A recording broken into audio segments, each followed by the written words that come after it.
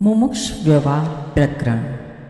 विश्वामित्र जी का श्री राम को तत्व ज्ञान संपन्न बताते हुए उनके सामने सुखदेव जी का दृष्टांत उपस्थित करना। श्री वाल्मीकि जी कहते हैं, हे भारद्वाज, इस प्रकार सभा में आए हुए सिद्ध पुरुषों ने जब उच्च स्वर से श्री राम के भाषण की पूरी प्रशंसा की, तब विश्वामित्र जी ने अपने सामने बैठे हुए श्री राम से प्रेम पूर्वक कहा, हे ज्ञानियों में श्रेष्ठ रघुनंदन, तुम्हारे लिए और कुछ जानना शेष नहीं है। तुम अपनी ही सूक्ष्म बुद्धि से सब कुछ जान चुके हो। सर्वस्वरूप सच्चिदानंद परमात्मा को तत्व से जानते हो। तुम्हारी बुद्धि भगवान व्यास के पुत्र सुखदेव जी की सी है। उसे जानने योग्य वस्तु का ज्ञान प्राप्त हो चुका है।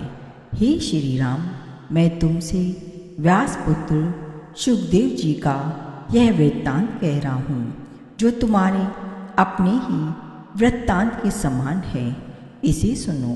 यह सुनने वाले मनुष्यों के जन्म मरण रूप संसार के अंत का कारण है, मोक्ष का कारण है। वे जो तुम्हारे पिता के बगल में अंजनगिरी के समान श्याम तथा सूर्य तुल्य तेजस्वी भगवान व्यास बैठे हैं, इनकी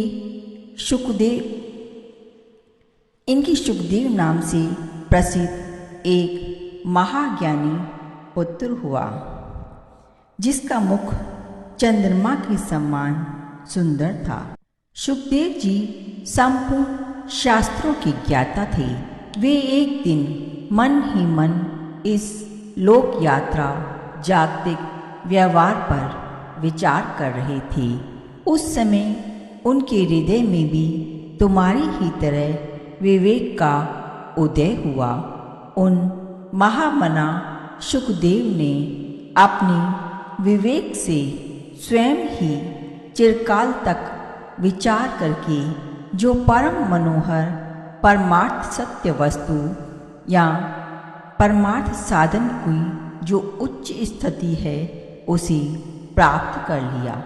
उसे प्राप्त करके भी उनके हृदय में यही परमात्मा वस्तु सच्चिदानंद परमात्मा है, ऐसा पूर्ण विश्वास नहीं हुआ। इसलिए उस परम वस्तु के स्वतः ही प्राप्त हो जाने पर भी उनके मन को शांति नहीं मिली।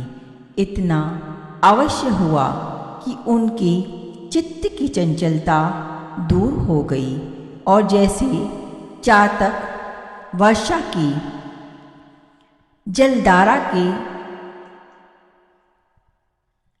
अतिरिक्त अन्य जलधाराओं से मुंह मोड़ लेता है, उसी प्रकार उनका मन अत्यंत क्षणभंगुर भोगों से विरक्त हो गया। एक दिन निर्मल बुद्धि वाले सुखदेव जी ने मेरुगिरी पर एकांत स्थान पर बैठे हुए अपने पिता मुनिवर श्री कृष्ण द्वैपायन व्यास से भक्ति भाव के साथ पूछा, हे मुनि, यह संसार रूपी आडंबर कैसे उत्पन्न हुआ? कैसे इसकी शांति या नाश होता है? यह कितना बड़ा है? किसका है और कब तक रहेगा?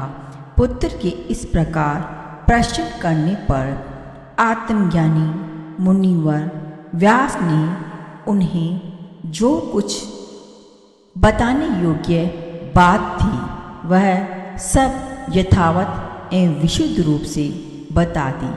उनका उपदेश सुनने के अनंतर सुखदेव जी ने सोचा, यह तो मैं पहले ही जान गया था। ऐसा विचार कर उन्होंने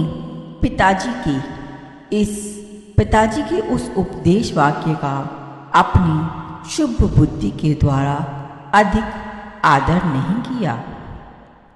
भगवान व्यास भी अपने पुत्र के इस अभिप्राय को समझकर उससे बोले, बेटा, भूतल पर जनक नाम से प्रसिद्ध एक राजा हैं जो जानने योग्य तत्व सच्चिदानंद परमात्मा को यथार्थ रूप से जानते हैं। उनसे तुम्हें संपूर्ण तत्व ज्ञान प्राप्त हो जाएगा।